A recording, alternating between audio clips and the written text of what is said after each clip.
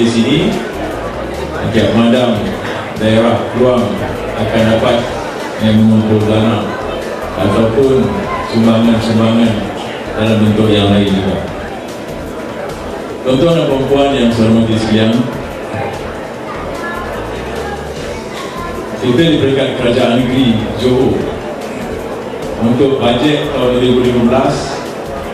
Kita telah memperuntukkan sebanyak RM500,000 dan untuk program-program pencegahan, penguatkuasaan dan juga program sukarelawan anti dana.